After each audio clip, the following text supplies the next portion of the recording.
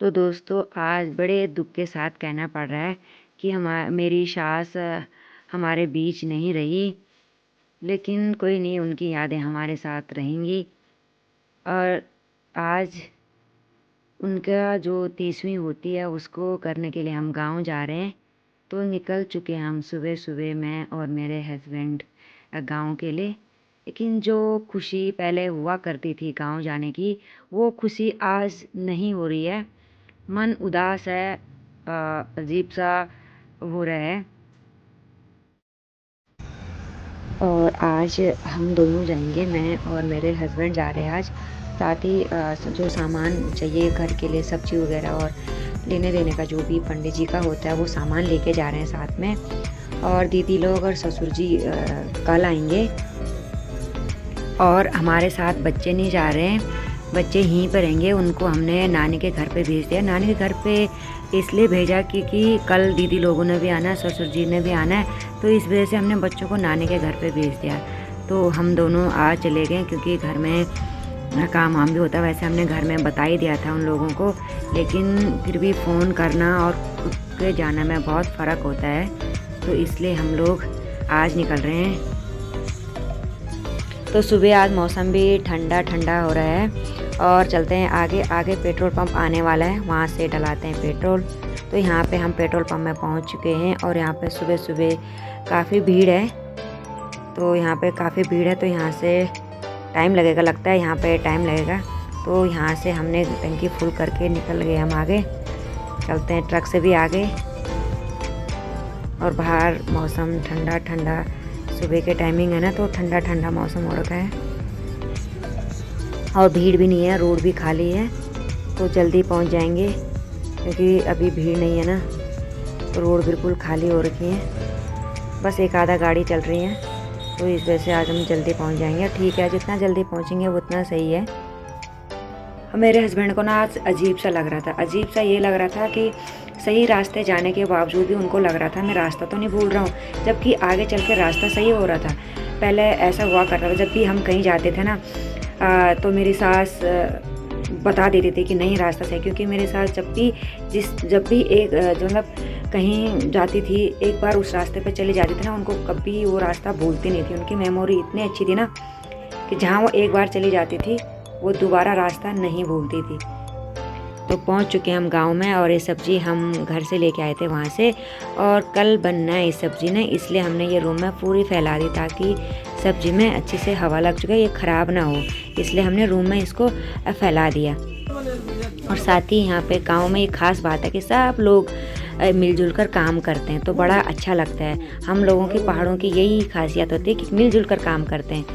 तो यहाँ पे सबने ये बिछा के सबने, किसने सब्जी काटी, किसने प्याज, कोई टमाटर, साथ में बातें भी चल रही हैं और काम भी हो रहा है। तो अच्छा लगता है पहाड़ों में आके ना, सब मिलजुल कर काम करते हैं, तो बहुत अच्छा लगता है। तो यहाँ पे सब्जी कट हो रही है और साथ ही कुछ ये यहाँ पे आलू काट रहे हैं, लगे हुए आलू काटने में। ये गांव की जो ये जिससे हम लोग शहरों में चाकू से काटते हैं, यहाँ पे जो गांव में ना ये दथड़ी से काटने में लगे हुए। और साथ ही गांव का नज़ारा बहुत ही सुंदर देखने को लग रहा है। और यहाँ पे खाना बनने की तैयारी हो रही है। यहाँ पे लगा रखे चूल्हे, और ये जो लकड़ियाँ हैं ये गांव के लोगों द्वारा इकट्ठा कर दी गई है। और यहाँ पे आग जला दी गई है, और साथ ही यहाँ पे पानी भरा जा रहा है। ये यहाँ पे आप लोग देख सकते हैं, बहुत सुंदर नज़ारा, गांव कितना सुंदर लग रहा है।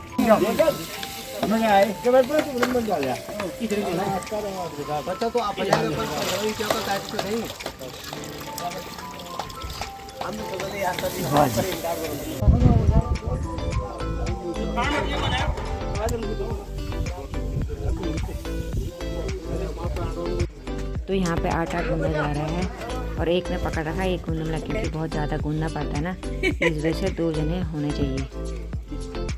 तो यहाँ पे बच्चे देखो खाते हुए मजे ले रहे हैं। और साथ ही यहाँ पे ये रोटी, आधी रोटी बन रही है।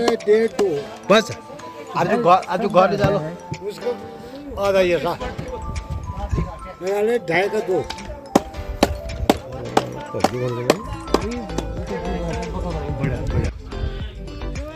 और ये देख सकते हैं यहाँ पे पहाड़ों में क्या होता है कि लेडीज़ें रोटी बनाती हैं, और साथ ही यहाँ पे जो सब्जी दाल वगैरह होता है वो जेंट्स बनाते हैं।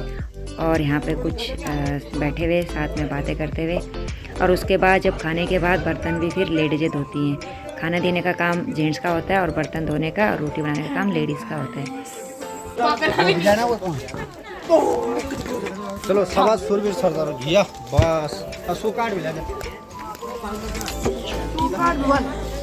हटते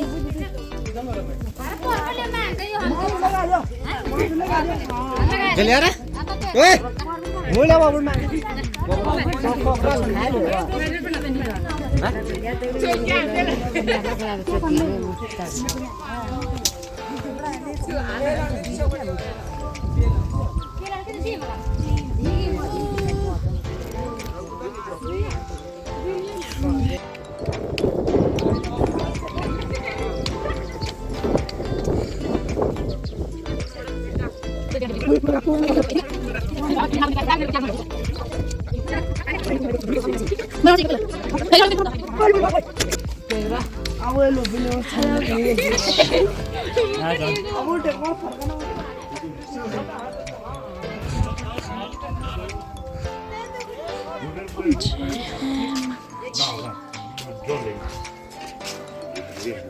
मेमोरी कम हो ना हमें वो कर दो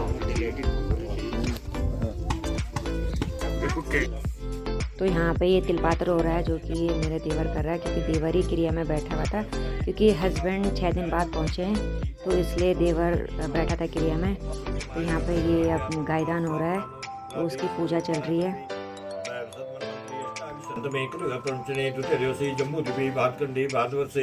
अजय पुण्यक्षेत्रे प्रदेशे केदारखंडे सुमृतम पार्श्वे अलंगनंदामंदाकनी भागी।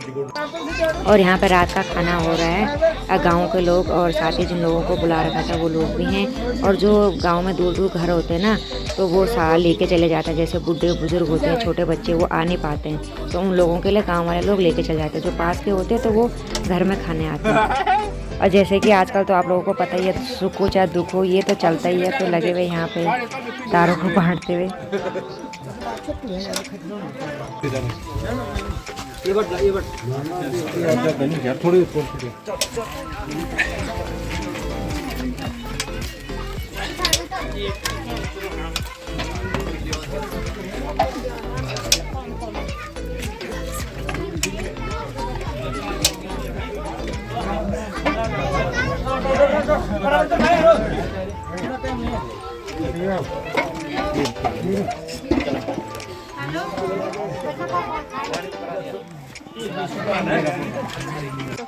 ये हमारा इष्ट देवता बिनसर महादेव का मंदिर है।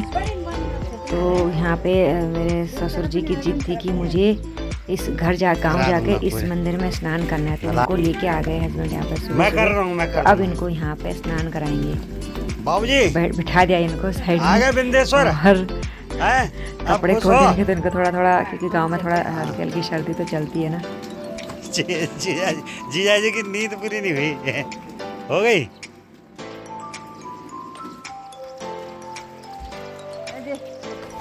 और यहाँ पे सब लोगों ने स्नान कर लिया था। ससुर जी ने भी कर लिया था और हस्बैंड ने भी कर लिया था। और हस्बैंड यहाँ पे मंदिर में भेड़ लगाते हुए और साथ ही यहाँ पे थोड़ा जो घास हो रखी इसको साफ करते हुए।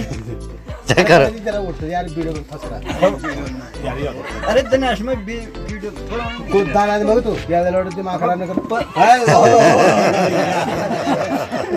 ठीक हो सब ठीक तो है। हेलो हेलो कर हेलो हेलो हेलो हेलो बैठ जाओ क्लास में स्कूल। और यहाँ पे पितृ विसर्जन के बाद ये पितृ प्रसाद दिया जा रहा है सबको। साथ ही हस्बैंड के यहाँ पर कैप ठीक नहीं हो रही थी, वो अपनी कैप ठीक कर रहे थे। और बच्चे भी यहाँ पर पितृ प्रसाद लेते हुए। इस तरीके से परिवार वाले और गांव वाले हमारे दुख की घड़ी में इस तरीके से सबने हमारा सहयोग किया। और हमारा जो ये 30वीं का जो काम था वो अच्छे से संपन्न हुआ। और गांव में इसी तरीके से नीचे बैठ के सभी लोग खाना खाते हैं। और इस तरीके से रहा हमारा पितृ विसर्जन। सभी लोगों ने हमारा सहयोग किया, चाहे वो परिवार वाले हो और गांव वाले हो। और सभी लोगों का बहुत बहुत धन्यवाद। और साथ ही में यहीं पे ब्लॉग की समाप्ति करती हूँ। Bye bye, thank you.